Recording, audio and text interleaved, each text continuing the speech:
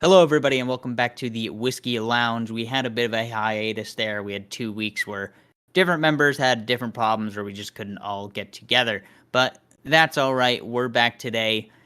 The news cycle was there's a lot this week, I should say, actually, rather, with Tucker Carlson and the transgender athlete who won the race and everything. But there isn't a whole lot of information to talk about. We determined, so we're going to do a bit of a lighter episode today. I have the lovely game Yes or No by Michael Knowles. Ordered this about 3 months ago. I finally got it. So, me and my friends here, I have Nick and Trevor with me, are going to play that for you today. I am drinking Jim Beam Kentucky Straight Bourbon. What do you guys got?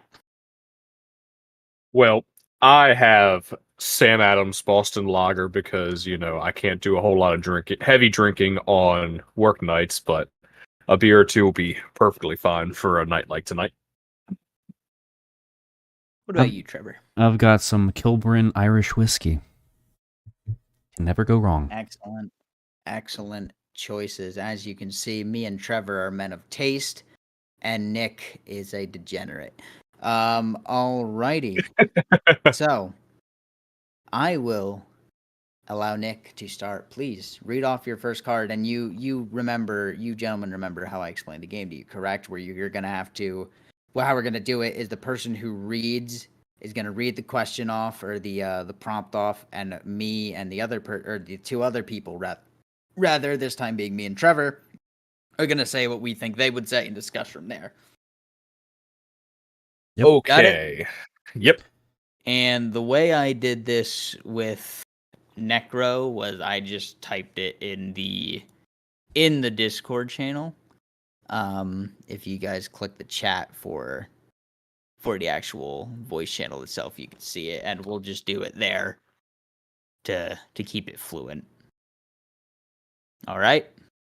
Works for me. Works for me Oh, as well. in the open chat for the voice channel? Yes. Okay, so let me read the first card. Okay.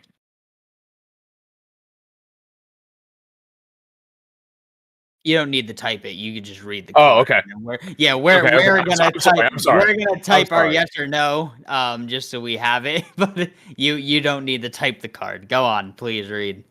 Wrestling someone of the same sex is 100% straight if you say no homo before you begin. Oh, well, I think you are a man of taste, Nick. So I'm ready whenever Trevor is. Yeah, I'm ready. All right, well, let's put our answers in.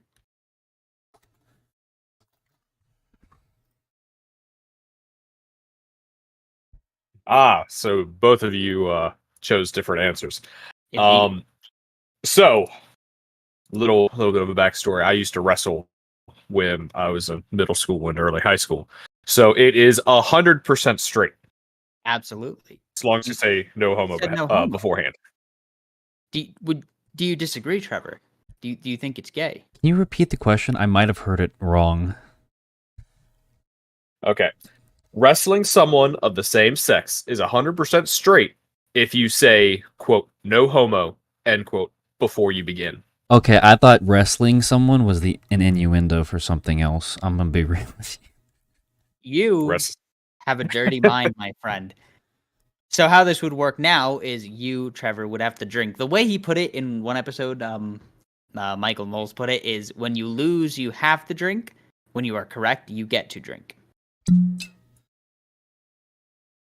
Oh, I loved hearing. I love the bottle. sound. Yeah, I had to That do the was sound phenomenal. effects. All right, perfect. So we will go in a circle here. Next up will be you, Trevor. All right, let me pull this up real quick. Hold your horses. Horses are held. Horses are held. All right. Same-sex marriage isn't real. We have to say what you would say. Mm-hmm. Absolutely. I am ready. I am ready as well. All right. This one, in fairness, was we did briefly accidentally touch on this for half a second beforehand, so this was an easy one. I'm going to drink as an admonishment to myself. Explain, Trevor, please. Go on and kind of explain what you mean, because we know the answer is no for you. I mean, yeah, I think it is. Like, it's real, obviously. We kind of accidentally said this one earlier. But obviously, in the eyes of the law, and that's the way I look at most things, it's real. Like, there's no denying that. And I'm not going to get into the ethics of it, but it is undeniably real, you know? Well, ethics, that's where I think some people might go wrong, is they kind of apply an ethics thing to. Do you know what marriage is? Like, I mean, what it actually is? There's the religious context of it, and then there's the legal context of it. And most of the time, I just look at things through the legal context of it.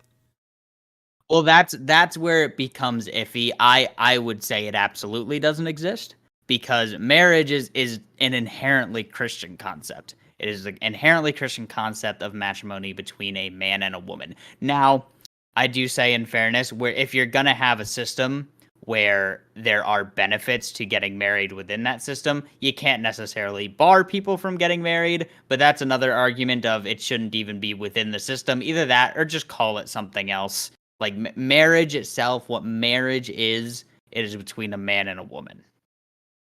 So I'm gonna have to agree a lot more with smashing, or with smashing as opposed to you, Brandon, just for the sole reason that marriage has been a concept widely used, while not using the specific word marriage, has been widely used throughout cultures, throughout all of history, regardless of the fact whether they were Christian or not. I mean, Well, you had evidence we don't of the disagree there. We don't disagree there, but the act of marriage itself, the ceremony of marriage, is a Christian ceremony. There have been, with the word you're looking, the word that is commonly used as like a broad term is civil union. There have been civil unions in pretty much every religion or non-religion, or whatever you want to put it, like that. But marriage itself, marriage is the particular Christian civil union that is between only a man and a woman.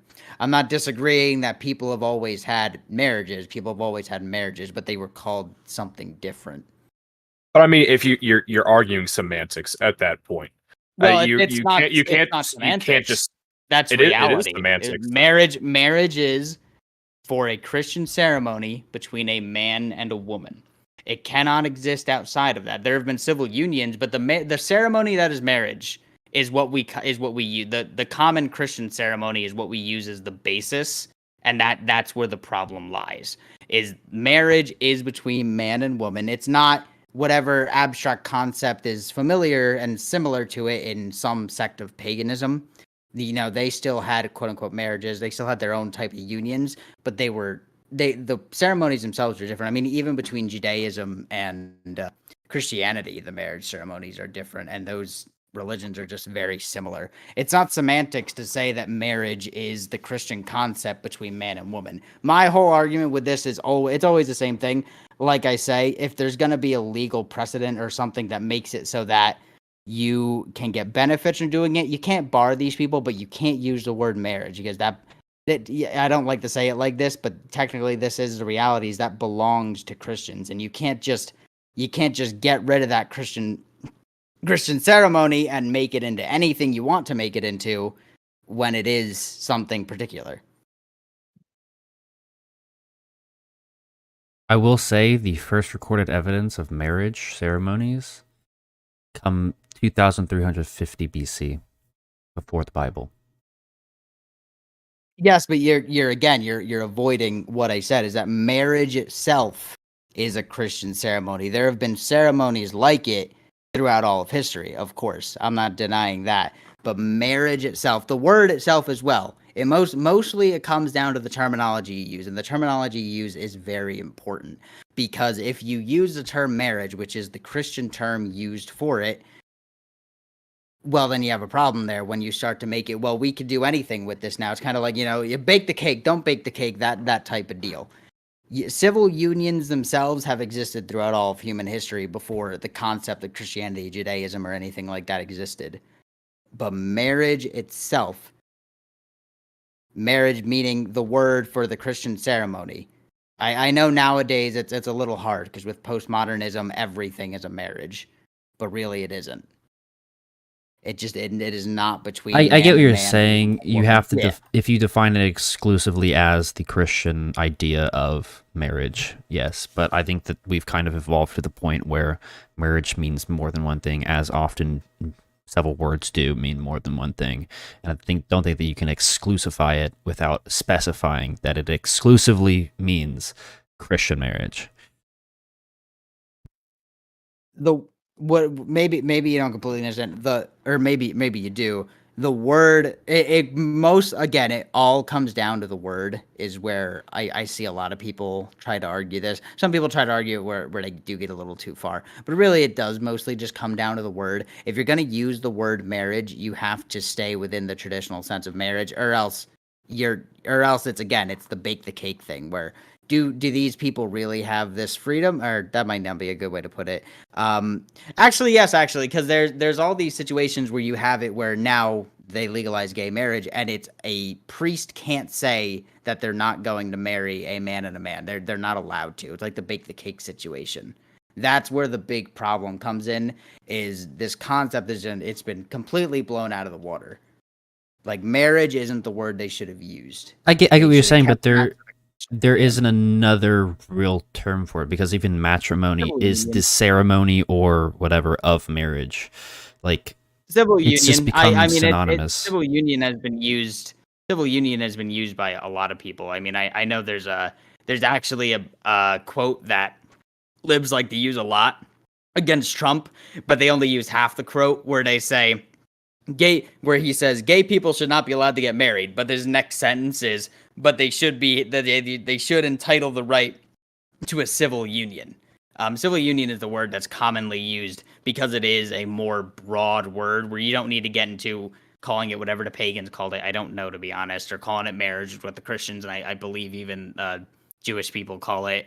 That's really what it comes down to. It comes to terminology, and when you start to really broaden certain terms, of course you are right that certain things come to mean different things, like F words that we can't say that used to mean cigarette. That the meaning of that word has evolved, but for certain concepts like marriage, or we'll just stick to marriage right now. Certain concepts like marriage, you have to keep their meaning. If you don't keep their meaning, then they eventually become meaningless, and that's a problem. I guess it's just arguing semantics. That's what it would look like to someone who isn't very religious. But I think when most people come at it from the religious point, is it makes a little more sense. Because my argument is the same argument as every religious person, but a lot of people do just say, well, you're arguing semantics, but it means a whole lot more to us than semantics. I guess that's I understand that. Where coming from is something completely non-religious based, as more of a civil union between two people, because legally, with the way our legal system works, it's more of a civil union, as you would put it, Brandon. However, we're acknowledging that it is more than just a civil union. I mean, to me, a marriage is a commitment between two people who are willing to come together and stay together and be together through thick and thin, regardless of the fact whether it originally started out as Christian roots for the original wording. Let me finish. For the original wording of marriage, however, it's still a civil union between two people, regardless of religion or not. That's where the disconnect is. It is a civil, like I keep saying, everyone has a right to a civil union, but particular. So the original, let me say this might help. The original meaning of marriage, or what marriage is, it's not the original meaning, it's what marriage is. Marriage is a covenant under God. Marriage is one of the covenants under God where man and women are joined, or man and woman are joined. That's where the problem comes in, because marriage is more than a piece of paper. It is a covenant under God. that's really where the problem comes in, and why when you're calling it marriage, you start to take away that the purpose and the meaning behind that covenant. Because that's what marriage means. What's up? But didn't the Pope recognize same-sex marriage since like 2020? The Pope, there's a lot of things I could say about his holiness, but that doesn't change what's purely just in the Bible. I mean, it says in the Bible, if you lay with man, it is abomination, and the covenant of marriage is stated to be between man and woman. I understand that, and I understand what it says in the Bible, but I don't know. There's several interpretations, and I don't know. If the Pope says it, that says a lot. That is an interesting thing where a lot of people do follow what the Pope says to a T, but most people don't. And that's also Catholicism, which Christianity is very big. It's not just Catholicism. Catholicism is just its biggest. Oh, I know there's several biggest different component. sects: baptism, all kinds of Methodist, Baptist.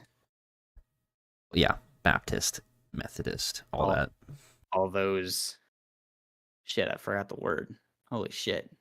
Protestants. All those damn Protestant religions. Wyatt is a Baptist. They had a badass compound, I'm not going to lie. I think we can move on from that one, though. Okay.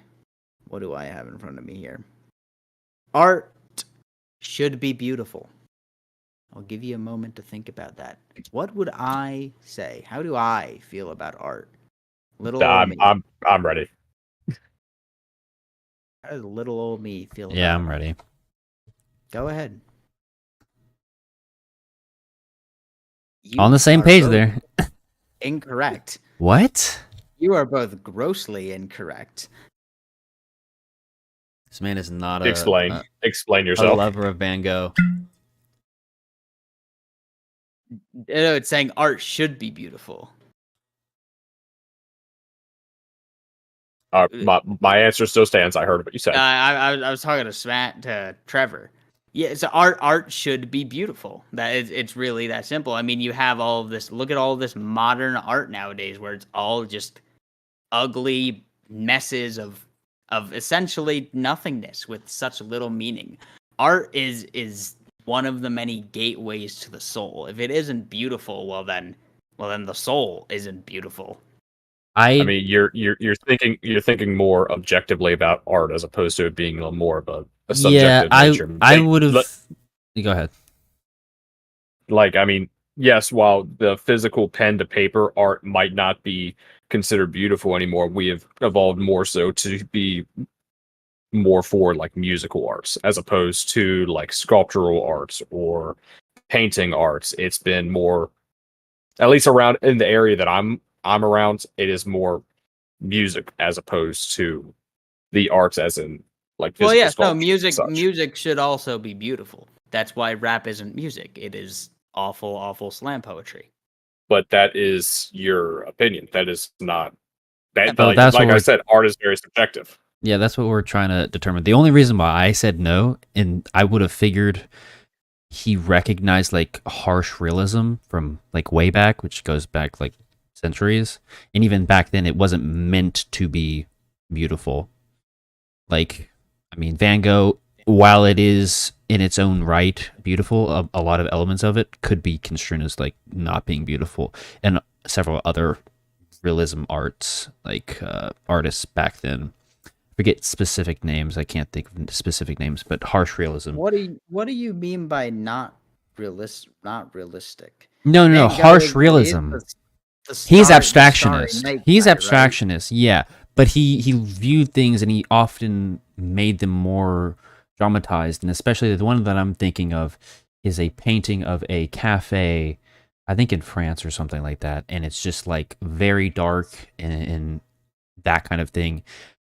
And I'm also thinking of specifically during medieval times, there were a lot of, there's the emergence towards the Renaissance period of harsh realism where people like exaggerated and looked at things in an ugly light purposefully to recognize flaws. And I think that in and of itself is art. And I figured you would have been kind of same train. That is beautiful. I what's interesting is you say I'm looking at things objectively. I think you guys might be looking at things too objectively. Beauty beauty is more than, you know, flowers and sunshine and epic looking. It could be like you're saying, where you're noticing the flaws and things. But Van Gogh's painting, while they were abstract, they were still objectively beautiful. What this because I've watched all of these videos, I can kind of explain the purpose behind this card is more pertaining to like modern art.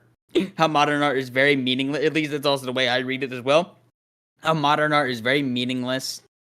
It's very ugly. It's all these like splotches of nothingness, these shapes that just don't amount to anything. Like when you look at this more like how you say ugly, like Renaissance painting, there's still a matter of beauty to them. Beauty is not always, how would you say, it's not always sunshine and rainbows. Beauty, there is beauty in darkness. There's beauty in despair. There's beauty in lots of different human things, even if they don't seem like the most beautiful in the moment. I mean, musically wise, I mean, I know I'm a huge music guy. I love listening to it. I listen to just about every single genre except for jazz. Modern music is, at least to me, is just as beautiful as older music is. Oh, I absolutely. mean, There's a lot of beautiful modern music, but again, when I say modern art as well, you can't say that every modern art piece isn't beautiful. Well, let me rephrase that. What people consider modern art as a genre is objectively just ugly because it's meaningless. But there could be people who make art nowadays who do still make beautiful art. And there's just like music. I mean, I like music. I mean, I like jazz because I have culture, but I also like newer country music like Zach Bryan and stuff. His songs are all beautiful. You know, you can feel the pain in the guy's voice. But I've also been in the car with my 20-year-old cousin before who listens to all of this meaningless and just ugly rap. And that's that. There's no substance behind that. I mean, take into account like an artist that I'm a huge fan of, like Dax and Tom McDonald. Both of them are very highly renowned rap. I mean, you don't listen to rap, so you wouldn't know. They're very highly renowned rap artists who have some of the deepest lyrics that I have ever listened to. I mean, listen to Dax Alcohol, his song. It is probably some of the deepest shit I could have ever listened to from a rap artist. You're about to say, Trevor? I was looking at it somewhat objectively, and I wasn't looking at it from the eyes of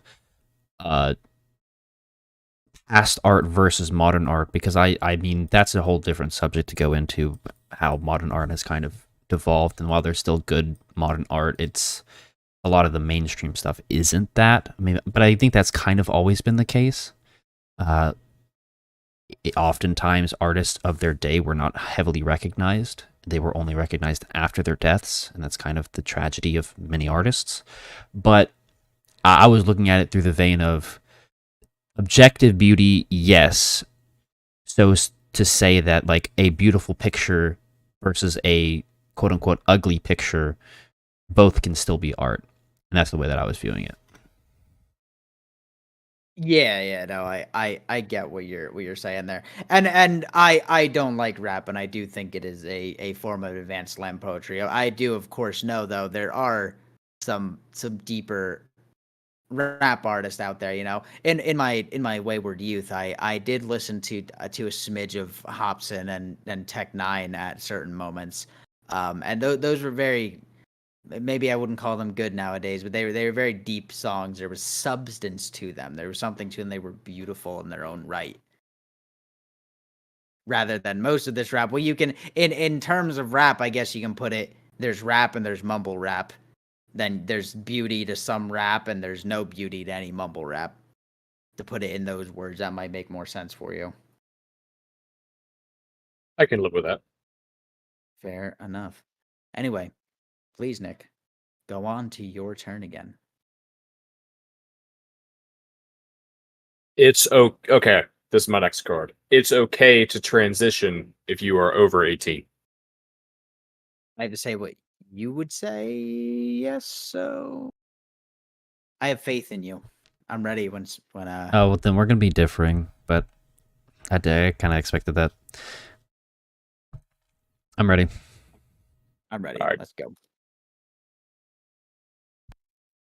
So I'm gonna be honest with you. I've been teeter-tottering on this issue now for the last couple of months, if I'm going to be 100% honest with both of you. Well, here we are to push I- you over one of the edges. As of this moment right now, I have to agree with Brandon for it being okay if you are over the age of 18. That's what I thought it meant. I don't. Yeah. Like, I'm not okay with it being over the age of 18. Oh, okay. Yeah, I've correct. come to the point to where I'm choosing. It's hard for me to really explain. I'm choosing the lesser of the two evils. And let me explain my point. The closest thing that I can use to explain it is I used to be along the lines of okay with safe, legal, but rare when it came to the abortion standpoint, where I'm able to listen to people and kind of understand where they're coming from, as long as it's not the use of like contraception. If it's like really bad situations like rape and incest, which are 1.5% of cases, I can be understanding of it. But it got to the point to where people were fighting for abortion all the way up to birth. And if I had to choose a side, I'm going to choose a side that's completely against it, as opposed to allowing it all the way up to birth. Where Go on. Where, as with the trans issue, because of how often they're trying to go after kids, it just seems to be a mind virus where it's all about the kids, all about the kids, all about the kids. I don't ever see that stopping. So we need to try to stop it at the kids and avoid the kids growing up to being 18 and saying, okay, I'm ready to transition out. We got to stop it in general. There's always an ulterior motive to issues like the abortion issue and transgenderism. I hadn't thought of it like this until recently when I saw Knowles in a debate, but he made a fair point. Someone said, well, why I don't want to, and I was a libertarian once. I was 14 once, so I was a libertarian at one point. Where he said, well, I don't want to be able to take away some adults' liberty to do what they want with their body. And Michael Knowles made a fair point, though, because we do need to act within reality. He said, okay, so you think an 18-year-old can transition from a man to a woman? And the guy was like, yeah. He says, okay, then explain to me why the 8-year-old can't. And I really do think it's that simple. If you think that if you're going to believe or subscribe to the ideology that a man can become a woman, they just have to be a certain age. Well, if it's true for them, then it's true for them when they were 8 years old as well. So you cannot, in my mind, you cannot logically explain to me why a child shouldn't be able to do it, but an adult should. It's one of those things where I call it the problem of nuance. When you add nuance to this type of issue, it doesn't make sense. Same with abortion. Abortion either is murder or isn't murder. I know it's very rough to say. I don't even want to get into this too much right now. I know it's very rough to say certain things like, but when you say in certain situations like this or that, it starts to make no sense. In transgenderism, when you start to say, well, they could become a woman when they're 18, then the issue starts to make no sense. Even if you don't objectively believe that they could actually become a woman, but you still want to give them the right to cut their penis off, that's going to be a slippery slope that always ends up at the bottom. Trevor? I recognize your thoughts on the slippery slope, and opening the door is often allowing a foothold which people take advantage of. But I don't think that you can impede upon human rights as like somebody wants to choose. Okay, if you want to do that to yourself, you can make the argument, and it's been made before, where you need mental help and whatever. But I mean, we've seen where that's gone. There's enough people that are having this argument that I don't think it's an issue of where we can say, because mental disabilities and all that are only defined by what the quote unquote normalcy is. And increasingly it's becoming where that's not the case. Like we can't objectify these people and say, oh, well, they're all mentally disabled and it's just a mental disorder. Like transgenderism, you can't just call it a mental disorder because I think it's a large enough percentage of the populace that it's just, you can't say that anymore. It's part of the culture. I actually agree with you. Quick question: Do you know what, like, I know you know what gender dysphoria is, but do you like really know how it works? I understand it asking? loosely. So I granted I'm not an expert either, but to my limited understanding, a person with gender dysphoria looks in the mirror and doesn't like feeling how they feel. They don't like feeling like the other sex. So they don't want to actually portray that to the world. Generally, someone with gender dysphoria does not want to actually portray that to the world. So I don't think this is an epidemic of people with gender dysphoria. I think there might be very minor issues there. This is like a 10-story tower where it starts at things with my wacky conspiracy theories when it comes to seed oils and things like that, and they decline in sperm counts and stuff in men, which I personally think can have merit leading up to this particular issue. But I can agree that maybe it isn't all entirely mental illness. I have another question here. Like, my two cards actually can kind of work into this in a different way, so I don't want to go too far into it. But there's a lot of things I will say that could be nurture. Like, and that's my ultimate point for being vehemently against transgenderism, is if you even allow it for adults, kids are going to see it. And this is something that just shouldn't be around in the echelons of society at all. And if they're going to see it, it's going to infect them and it's going to spread. You just need to nip it at the bud, get rid of it. It's outside of reality. Man can't be woman. Woman can't be man. What's in a woman, everything about a woman makes them a woman, just like everything about a man makes them a man. And when you breed confusion, you get confusion. My argument against that is this.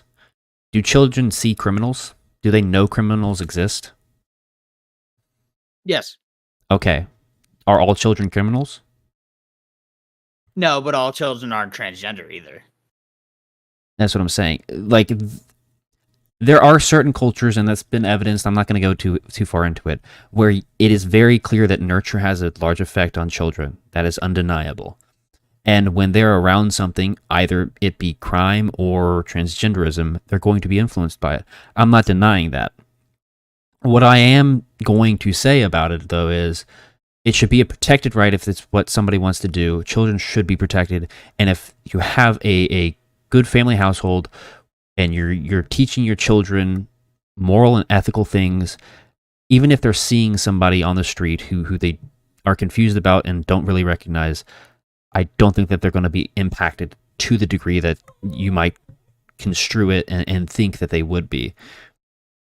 So the two problems I'd say with that is when talking about transgenderism compared to being a criminal, for one, I'll say, well, actually, you already said it. You already said there's nurture where they see a criminal. There might be some kids. There's very obviously some kids that really do. They see it, they think it's cool, and they live by it. It's cultural. Though, the difference between that and transgenderism, tongue twister there, is normalization of one, not the other. So the attempted normalization of the one of being transgenderism, and then you say, with the good family household, I agree. I'm big advocate for that, but you have it in the schools. They've infiltrated it into the schools for reasons that, well, they know the reason is they know their ideology can't survive because they're the ones killing their children, so they're trying to infect our children. But that's besides the point. I mean, I'm with you. Yeah. But it's in the schools. Like I don't think you can just say, have a good family household. I wish it was like that. I hope it's like that. A lot of people can make that work, but in today's environment where you have two parents who do have to work a lot, there's going to be a lot of influence in those schools. And I will say, though, the question was 18 and under. And if you ban it from 18 and under, there is no reason that it should be in schools. No, it's 18 and over. They should be allowed 18 and over. Banned 18 and under is the way that I'm viewing the question. That's what I'm saying. 18 and over allowed. Right? That's the question? Yeah. 18 and over? So that's perfectly fine. If you ban it 18 and under, it should be excluded from all schools except for colleges, which are postgraduate. I mean, that's a whole different issue, and that's a voluntary thing. If you ban it, and and also by the time you're 18, I think that you should have a pretty solid understanding of who you are as a person. But anyways, if you ban it from schools 18 and under, which is reasonable, I don't see an issue there, and it should be excluded. I mean, in a perfect world for the people that do genuinely suffer from gender dysphoria, not the mass influx of people who are saying they're trans just for being trans, just like Dylan Mulvaney. I do not believe that he's trans. He's just going after this because he's part of the algorithm trying to be famous. If you take a look at his TikTok channel, you can see the time where he became famous was when he said, "Okay, I'm trans now," and then he was boosted way further than needed to be. Hold on, let me finish. If we go into Trevor's perfect world, banning it entirely from 18 and under, going back to the platonic household with a mother and a father who are trying to raise their kids in a loving and nurturing environment, teaching them the ways of the world, then I would say that I'd be more okay with somebody who is truly suffering from gender dysphoria trying to transition. However, I don't see it working for them in the long run. There'll probably be another statistic and end up killing themselves. But I wouldn't see a huge push or feel the huge push to outright ban it for anybody over the age of 18. If we went back to the older ways for having a mother and a father that truly cared and actually nurtured their kids, as opposed to sending them off to school and then not asking them about their day and figuring out what they're learning, just sending them to their babysitters, essentially, is what the school system is. What I was going to say is smashing is right 20 years ago. 20 years ago, where we didn't see where it would turn out, giving them a little bit. He is right. You are right, Trevor. But I think at this point, we've seen what happens when you give an inch, they go a mile. And I think that's why we've come to the point saying the whole thing has to be banned, the whole ideology has to be gotten rid of, because it's clearly at this point, when you allow reality to be misconstrued to this extent, it's going to end badly. Unfortunately, I personally don't believe it's a human right to be able to mutilate yourself, but it's unfortunate, though, in the minds of so many people. I can understand it to say we have to take away what they believe is a human right, but we see where it brings us, where it gets us. I do 100% agree with you, Trevor, though, on going back to platonic households and actually having parents that give a damn about your kids. 100%. We all do agree with that. We can't disagree. None of us could. My whole argument is, and you're talking about how it's become a normalcy in schools with transgenderism. I mean, crime has also become a normalcy in a lot of places, and we're seeing the rise of that. And I think that if we go back 5 years and crime was actually something that people were arrested for and prosecuted for, and there was actually some kind of morals being held up and ethics and all that. That's what I'm looking at this through the point of view of. I don't think that we're far away from doing that. Like, we're still at the point where we can turn back and fix things. There's key players that are not doing what they should be doing, and I don't think that we're beyond the point of doing that. And my issue is, if we start going after these people and trying to eradicate this idea in its entirety, I mean, we're basically doing... we're committing a quote-unquote genocide of that ideology. Well, there's a difference between trying to eradicate an ideology and trying to dissuade from people from mutilating themselves and actually killing these people. Like, a genocide is trying to exterminate an entire race of group of individuals based on their beliefs. We're trying to go after the idealism or the ideology as opposed to the people. Like, I don't hold misconstruence of reality.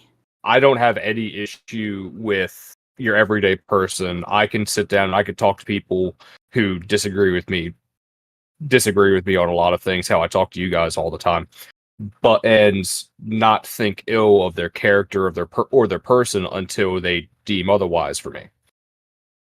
While I am against the trans ideology, I can still acknowledge that there are people who have gender dysphoria and they need to be taken care of. I'm trying to go after the trendy fad of it. I'm trying to go after the people who think of it as nothing but, okay, this is how people are going to accept me. That's the ideology I'm trying to go after, the trendy side of it. Yeah, well, of course you can't. That's where a lot of the misconstruence comes in. That's why I kind of briefly explained what to my understanding, gender dysphoria is, because you don't actually see many. Like you see a lot, granted, nowadays, but a lot of gender dysphoric people, they don't like seeing themselves as the other sex. Like I said, that's kind of the thing with Dylan Mulvaney, where Tim Pool makes this point where he says Dylan Mulvaney literally has a video where he's singing about normalizing the bulge. That's not a thing that a gender dysphoric person would do. They would be completely embarrassed to do that. There needs to be mental health help for a lot of people, but a lot of these people, like Nick said, it is kind of a trend. It's an awful trend, but it's there. But I still agree with a lot of sentiment that Trevor is saying. No, absolutely. The sentiment. I'm like 51-49. I like I said, I keep teeter tottering back and forth for the 18 and up. With many of these issues, I can always understand the sentiment. The only thing is, I live in a very, very objectively real world, and I don't think there's any value or anything, but there's no value in misconstruence of reality. I don't want to go too far into that. I have a card where actually I can go a lot more into what I want to say once we get to it. I think if it's Trevor, if you have any closing statements, we can move on though to your next card. I'm good. Let me get my card. Transgender surgery should be banned for everyone. I think that this one is kind of obvious now. I think we should. Yeah, let's. This is also running a little long. Let's not even bother. It's the same question. I right, didn't let me even just realize move I on. gave you that card. It's the same freaking question. Just use the other card. I have considered creating an OnlyFans account. Oh. Well, that's easy. I'm ready. I'm ready as well. All right. No, what the hell is wrong with y'all? You're a promiscuous. You're a promiscuous lad, Trevor. No. I know a thing or two about what you and Rimjob were doing together. I've been informed. We weren't. I know what are you're you big. talking about, boy? I know you're a big OnlyFans guy. I know you're big. You're big I don't know where into you're getting your into the information idea. from. I know that you and Django, you were making all sorts of plans. You were making footfinder.com. I know. I do not know Trevor, where you're in getting all your honesty, information from at all. You have thought about it because you would make a killing because of those eyes. I mean, I'm not saying that I wouldn't, but also I don't got the booty hole for it. You know what I'm saying? Yeah, I've considered it before, but it would just be me sitting there shooting arrows with my feet, and it would just be constant videos of me shooting arrows with my feet, like that girl from Victorious. Oh, that's Oh my actually pretty God. impressive. You know, Yeah, something like that. I can't do it, but I'd try. I'd figure it out, and then I'd do it, and then I'd make a killing off of it. I know, right? Absolute killing. But no, I've never really considered it. No. Well, guess I got a drink. Drink Yeah, me up, too. boy. It's Oh, only boy. Sam Adams. It's okay. Yeah, you bitch. Listen, it's a work night. I can't drink a whole lot on the work This is night. 40%. Holy shit. Dude, it's whiskey. What do you mean? Well, the fucking It's supposed to be that high. the Jack Honey is like a 25. That's I've been buying Jack bitch Daniels for whiskey. fucking year. Apparently, holy shit, this stuff is way better too. Honestly, this Jim Beam stuff's way better. It's also not drag queened all the way up. All right, there wasn't much substance to that one. Even though Trevor is clearly lying and has considered making an OnlyFans. We'll move on to the next one. I say this because this is running a little long. Nick, how many cards do you have left? One. I'm on my last one. Yeah. All right, I'm gonna get rid of one of these, and I'm gonna read one of mine, and we'll end with yours. So mine, liberty, synonymous with freedom, is not the ability to do what you wish, but the right to do what you ought. Say that again. Liberty, synonymous with freedom, is not the ability to do what you wish, but the right to do what you ought. All right, I got my answer.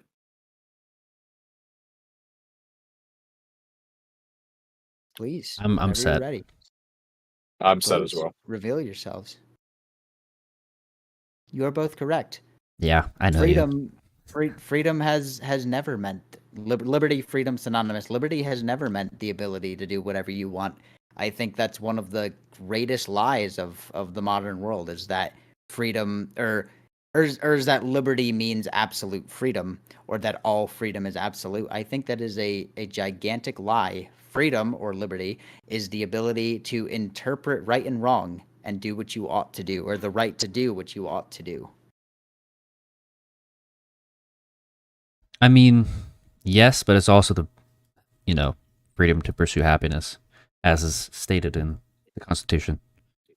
It is to pursue happiness, yes, but so let me put it like this as well: life, liberty, pursuit of happiness. What do those three things mean? I'm not getting into this one again. You and I had a long tirade on this before. I don't remember our tirade on this in particular.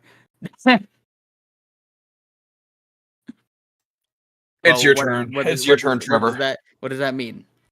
I mean, life, liberty, It's and your- the pursuit of happiness is you're free to do anything that doesn't impose upon somebody else, and live life how you would like to live it, as long as you're abiding by a commonplace set of rules that isn't too imposing upon you. It's the whole reason why we revolted against the British, because they were, kind of putting their foot where it shouldn't be. Yeah. So like those three things there are in the order they're in for a particular reason as well. That one builds off of the other, where you do the pursuit of happiness, like you said, but that is based off of your liberty or your right to do what you ought to do, not whatever you want. Those are also the three fundamental rights given to you by God, is the original purpose of them, but that's a whole other discussion. I think that often where me and you disagree, though, is like anything that I view as not impacting another person, doesn't harm another person, should be a freedom that you're allowed. That's why I call you a libertarian sometimes, even though I know you're not. That's a very libertarian view of the world. Well, Trevor also comes from a worldview that's not very religious, not religious centric. Whereas you, Brandon, you're a very religious person. So a lot of ways that you view the world is based off of religion and nothing else. Well, that's where most of the problems come in, because ultimately everything is theological. Everything builds off of theology. Quite literally everything. I mean, I won't deny that it's heavily rooted in most politics, because oftentimes throughout history, politics and theology were closely tied, which they shouldn't be, in my personal opinion. And even our Constitution states that. You're actually, are you referring to the separation of church and state? Yes. That isn't actually mentioned in the Constitution. It is mentioned in one letter by Thomas Jefferson. I can't remember exactly what he's referring to, but that is not directly in the Constitution. Brandon is correct on that one. That is a Thomas Jefferson thing. I agree with it 100%. But I think John Locke also wrote about it in his, whatever you want to call it, thesis or whatever. That I don't know for sure, but and he was the one that fathered the document. So yeah, to my knowledge, that was the only time it was ever mentioned was by Thomas Jefferson in a letter. Another thing as well is we have to also keep in mind that I believe it was John Adams, one of the other writers of the Constitution, said that America was made for a moral and religious people. I don't think I actually fundamentally disagree when people say that the separation of church and state was an inherent thing that the founding fathers were going for. Everyone, you have your freedom of religion. I completely agree with freedom of religion. It's there. They obviously were for that, but America is still for a moral and religious society, and it's built on the foundation of Kennedy. My only disagreement against that is I don't think that the forefathers were stupid, and they saw what happened with the connections between I think it's called the papacy, like whatever the Pope is, the Vatican and all that. Yeah. And the Roman Empire and then later on Byzantines and all that. Like it's clear that the effects that having a closely tied church organization to a government body has, especially when that church organization carries such power. Like oftentimes in medieval ages, it carried more weight than most nations. To a certain extent, you actually are correct. The theory, at least, is that most of the founding fathers weren't really Catholic. They were probably more so Orthodox Christians. So kind of like what the Russians are. Well, I mean, they were English, so they probably were Protestant in some respect. That's why I say Orthodox. So that Orthodox, not exactly, but I like to say it's kind of like a fair middle ground between Protestant and Catholic, just being Orthodox. Realistically, I probably sit closer to Orthodox than anything. I just say non-denomination usually, but that's another debate or another topic. But real quick, one last thing I got to say about it. I do agree 100% with Trevor when it comes to the papacy and why the founding fathers, why Thomas Jefferson believed that there should be a separation between church and state. If you take a look at the demographics of the early American colonies, a lot of these people were fleeing Europe and fleeing the other countries in fear of religious persecution. Because a lot of the countries at the time, if you followed different religions, you could be persecuted for it. So they fled to America in hope of having some kind of initial freedoms to be able to practice whatever religion they wanted to. So the founding fathers wanted to make sure that the freedom of religion was enshrined in the Constitution because of the roots and the beliefs that so many of the original immigrants to America held. No, again, that's inherently true. I mean, I still don't believe, like, the founding fathers were still Christian. They believed in the Christian values. You know, maybe that they probably didn't completely agree with the church or the papacy with pretty much Catholicism, as they probably didn't completely agree with Catholicism. Trevor's right that they were probably more Protestant. They were probably in between between Orthodoxy. I would also say though. Protestantism and Catholicism with the Orthodoxy. And then, of course, they have that freedom of religion, which is kind of a more Protestant value, is that it's a little less Catholic, a little more Protestant. I would also say, though, with them leaving England, a state where the king was also the figurehead of the church, they didn't like how that was, see what happened with King Henry VIII. Like, I think that they had more sense to, separate that. Hence the First Amendment, where people can worship whatever they want to worship, whatever religion they want to worship. And I don't think that you can really say there isn't a separation of church and state when there is the First Amendment, because, somebody follows one religion, another person follows another religion. How are you going to institute laws that follow one and not the other? Well, the moral law. Exactly. Moral law. You have to institute the moral law. The moral law between pagans and the moral law between Christians are very different, because the pagans are wrong. So maybe they don't fundamentally have every piece of the church. If they did, they wouldn't have freedom of religion, because that is a certain value of certain sects of Christianity where they aren't supposed to really accept other religions. They should be kind to them, usually, is what they say, but they should always be trying to convert them. The pagans are only wrong because they lost in the grand scheme of religion. They were hunted down. They were executed. They had the whole witch hunt thing going on. You had the Christians in old-time England going after the Norse and the Scandinavian countries, just essentially slaughtering them just because of their religious beliefs. This is another debate, but one I am willing to enter. The pagans lost. This is you're not going to fundamentally, neither of you would probably agree with this, because it comes from an extremely religious perspective. The pagans lost because they were wrong. Is my personal belief of the reason they lost. They were simply wrong. They were following false gods. Demons is how I actually like to look at it, is that they were worshiping demons and or doing things like animal sacrifice and weird shit like that. You can take a look at holy texts from Christianity. The They Old used Testament, to. they did. Yes, the Jews. Yes. The Jews do believe in animal sacrifice. Christianity does not.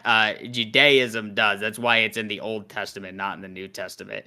Right, but That is an it is interesting still a point. sect. So to say that the pagans had it wrong because they followed it, doesn't that also mean that Judaism is wrong because they believed in it too? Probably. Obviously, yes, you agree with, but you wouldn't call them a pagan because they still worship the same God as you. Well, It's they're just not different pagan. beliefs.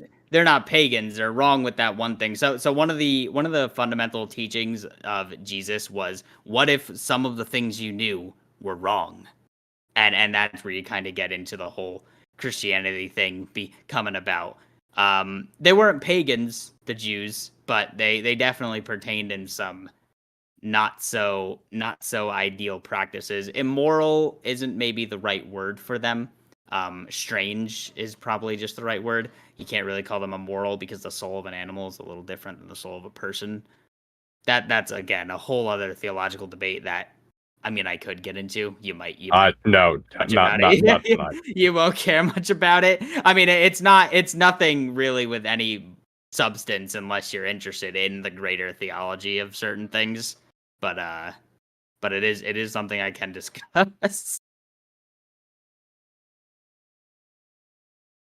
Do you have any words, Trevor?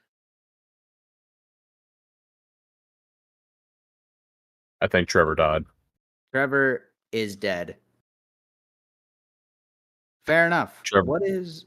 Sorry, I had to he's step gone. away for a second. I was gonna say. I guess we're gonna have to talk about this for another 5 minutes till he gets back. No, you're good. You're good. But anyway, I think we can move on to Nick's last card. Yep. All right, I actually really like this card, and I'm happy you gave me this one.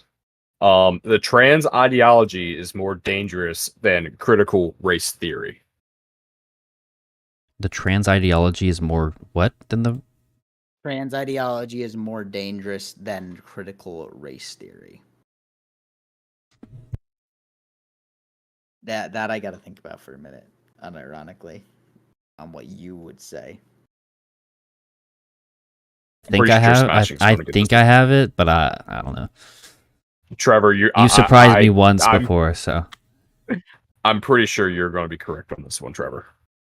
I hope. I'm ready. All right. Shall we? Yep. Wow. Both wrong? Trans ideology is more dangerous. You are both correct. Okay. Whew, I was about to pop the ball. Now, my I want to ask real quick: is it you actually believe one is more dangerous than the other, or is the word "more" the problem, as in they're equal? Oh no, critical race theory is more evil and more dangerous than the trans ideology. Okay, I think they're very closely equal. But go on, say your piece, and I'll say my piece.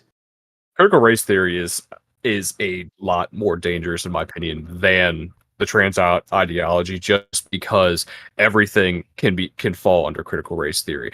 Everything that is wrong with the society has to do with this critical theory or this critical race theory, where everything is all about race. It is all about sexual orientation. The trans ideology is also falls underneath of this critical theory thinking, where I believe it was the original reasoning for racism was just racism, like race equals power. Well, it turned into race plus wealth plus XYZ equals power, and that only one race can get said pieces, so they are obviously evil. I think critical race theory in general is much more evil than the trans ideology movement is. So I think they're very close. This is a thing where I teeter between two things. I teeter between trans being more dangerous and them being equal. I don't think CRT is fundamentally more dangerous than trans ideology, because they're both lies, but trans ideology is a greater lie. And I think the great lie of trans ideology is fundamentally more dangerous than the lie of critical race theory. One's a great lie, one's a lie. But I kind of teeter, and sometimes when I think about it, I'm like, they're kind of equally as dangerous. I don't think one is more dangerous than the other, and then sometimes I lean towards more towards trans ideology, but never more towards CRT than trans ideology. Trevor? I mean, I agree with you. I don't think that trans ideology is more dangerous. So, I mean, there's not really much to say there. Like, critical race theory is extremely dangerous, especially because of just how false it is. And I think that trans ideology is much more of a niche thing. It's becoming probably now in the last like year or so as proliferant, but I wouldn't say that it's as widespread. Critical race theory has become ingrained in most schools, like from middle school and up. So I mean, it's much more dangerous because of just how ingrained it is. This I mean, is it like comes one of those. it comes from like the oppression chart, like who's more oppressed. It's the oppression And- Olympics. Yeah, it is, and who can be the biggest victim, which is why I think that CRT is a much more dangerous ideology than trans ideology, because a lot of people who are in the trans fad, I'm not going to call them actually trans people, they're just people going after a fad, You can't. are be only going after, possible. are I'm not arguing that, are only saying that because it gives them another piece on their victim card. It gives them another piece to be able to complain about everything. The So new badge of honor. yes, it's a new badge of honor, and CRT likes to encourage people for having more and more badges of honor, which is just their victimhood score. I mean, hell, it's not good enough to be a gay white man anymore. Like your victimhood is like way down there because you're just a white man. But if you were to be some non-binary African American woman who identifies as something else, your badge of honor is like way up there, so people are going to listen to you just strictly based off of all your badges. I mean, and you can take a look at California with them enacting laws for saying that certain boards of major businesses like the movie industry and so on and so forth, they have to have people of color, they have to have women of color, they have to have certain people who identify as with certain sexual orientations on their boards. Yes, the diversity hiring, that is going to ruin the basic foundation of our country. If you hire solely based off of what people identify as or what people say they are, or just because of their race, it's going to lead us down a rabbit hole even further than the trans ideology is, because you can look at the trans ideology and be like, that looks really weird. But then if you just take your average Joe Blow and teach them a little bit of critical race theory, they could be like, oh, without really knowing too many facts, they could just be like, yeah, I can understand that systematic oppression is terrible, because their lie is based with a little bit of the truth. Because America did have blockbusting at one point. It was illegal for some people to, well, not some people, it was illegal for blacks and whites to be in the same building at the same time back during segregation. I mean, it is based all, has some semblance of the truth mixed in with the lie, because we have gone so far past those points that we were at before, where it shouldn't really be taught. No, you're absolutely right. So my bigger stance on this is the word more is a problem. I think they're both evil. I don't believe in the lesser of two evils. I think evil is just evil. The word evil is used way too much, in my opinion.